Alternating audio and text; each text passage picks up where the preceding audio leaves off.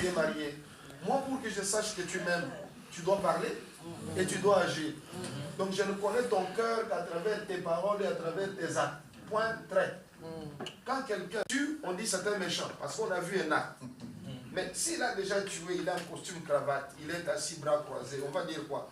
Ah, c'est un monsieur très sérieux. Mais un assassin, parce que vous n'avez pas vu ce qu'il fait. Mais il a un costume cravate, bien parfumé, assis tranquillement, bras croisés.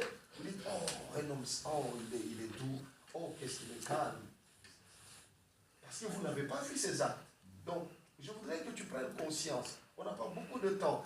Mais des petites phrases que je donne, que ça vous aide, vous êtes des prédicateurs, vous pouvez très bien développer cela, faire des séminaires avec. Donc, mais vous savez plutôt, vous savez faire des séminaires, développer des choses, vous pouvez aussi très bien développer ce que j'ai dit. Donc, je disais tout simplement que ma femme ne connaît pas mon cœur, moi je ne connais pas le cœur de ma femme. Pour connaître le cœur de ma femme, je dois l'écouter, je dois voir ses actes. Alors je sais qu'est-ce qu'il y a dans son cœur. C'est aussi simple que ça. Donc si dans tes propos, ce sont des insultes, des gros mots, jusqu'aux parents de la femme, jusqu'à ses soeurs, à ses frères, ou insulter les parents de ton mari, leur manquer du respect, je crois que l'homme ou la femme comprend que je ne suis pas aimé. C'est le message que tu lui envoies. Lorsque dans tes actes, c'est un anniversaire, tu oublies chaque année, on doit te rappeler. Je crois qu'il y a un problème. Il y a un problème. Il y a un problème. Parce que tu n'oublies pas ton anniversaire, tu oublies de ta femme ou de ton mari. Ce sont des petites choses, mais qui peuvent montrer un attachement. Je ne dis pas que personne ne doit oublier, ça peut arriver. Même si personnellement, je n'accepte pas ça.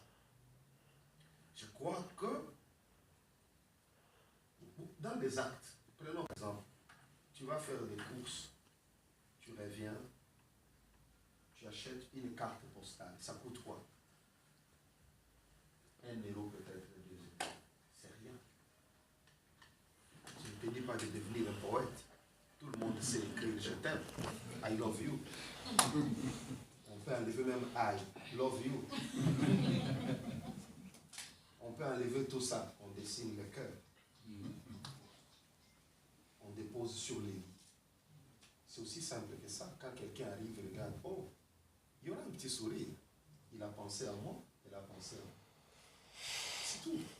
Ou tu reviens avec une cravate qui a coûté 20 pounds. Tu as donné à ton mari. Donc, c'est le fait seulement d'avoir pensé à quelqu'un. Ça fait plaisir.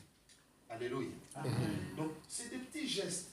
Je ne dis pas de les faire tous les jours, mais ça peut se faire une fois la semaine, toutes les 2 semaines, ou même par mois. Quelque chose dans ce sens, ça réchauffe les relations. Et lorsque tu vois ça, ton mari a posé un tel acte, ou ta femme l'a fait, il a ramené un bouquet de fleurs. Je sais que ça fait chaud au cœur. Dis au moins merci.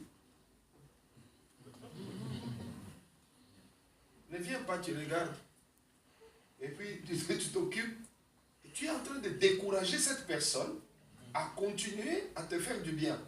Lorsque tu vois un geste affectueux, dis merci. Répète ça même 3 fois pendant la journée. Merci encore, merci pour la carte, merci pour les fleurs, merci pour tel cadeau, ou pour tel geste que tu as fait. Ou encore, tu es femme, tu as une voiture à toi, ton mari a une voiture. Tu trouves ton mari a amené ta voiture, il a fait laver, il t'a mis le carburant, il a ramené la voiture. Mais dis merci. Ne dis pas que bon, c'est son travail, non. Il n'est pas obligé de le faire. Alléluia. Dis merci. 1 fois, 2 fois, 3 fois, qu'il sente vraiment que ça t'a fait plaisir. Il va inventer un autre service à te rendre. Il y a quelqu'un dans la salle? Lorsque tu dis merci, tu sais encourager la personne. La personne fera encore mieux pour toi. Mais tu peux toi-même décourager ton mari, décourager ta femme à te faire du bien. Ton épouse a envoyé de l'argent à ta mère. Tu trouves comme si c'était du droit divin que toutes les femmes doivent le faire. Non, elle l'a fait, remercie ta femme, même si c'était ton argent. Rien que ces gestes-là de penser à ta mère et de le faire, c'est un plaisir. Alléluia. Ce que tu aimes faire. Donc je ne suis pas en train de vous dire qu'absolument il faut faire ceci. Moi par exemple, j'aime bien offrir des fleurs à ma femme. Donc chez moi, je n'ai pas de fleurs artificielles. J'aime pas ça. Parce que j'aime renouveler. Je trouve qu'en offrant des fleurs fraîches à ma femme, c'est ma façon de renouveler mon affection envers elle. Donc une fois que les fleurs sèchent, je ramène d'autres. Chaque semaine, ou toutes les 2 semaines, il y a toujours des fleurs fraîches chez moi. Depuis que nous nous sommes mariés, je vais dire depuis 20 ans.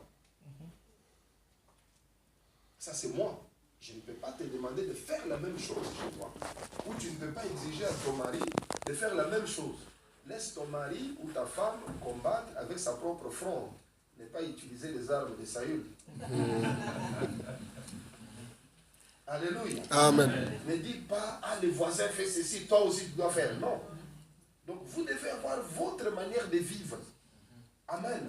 Amen. C'est très important. Parce que vous risquez d'exiger à votre mari ou à votre femme des choses qu'elle ne pourra pas faire. Et si elle ne peut pas le faire, tu vas considérer qu'elle a échoué. Alors qu'elle a d'autres qualités dans d'autres domaines. Vous comprenez? Donc il est important de connaître sa femme, de connaître son mari et de l'encourager là où elle est forte ou là où il est fort. Alléluia. Amen.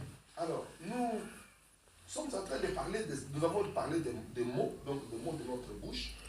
Nos mots blessent, nos mots guérissent. Nous parlons maintenant des actes. Nous savons combien cela peut faire plaisir. Faisons toutes choses avec bon cœur, avec amour et tendresse. Et nous devons faire cet effort de dire à l'autre, parce que lorsque, prenons par exemple, pour la plupart d'entre nous ici, bon, on est africains. Bon, imaginons que tu es à Kinshasa par exemple, et tu habites dans la commune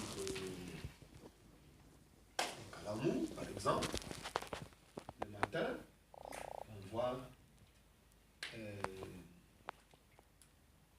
le pasteur Missengue. J'ai bien retenu le nom. Voilà. Avec un panier, il sort. Il revient avec les contours dedans, les oignons. Il vient de gamelle.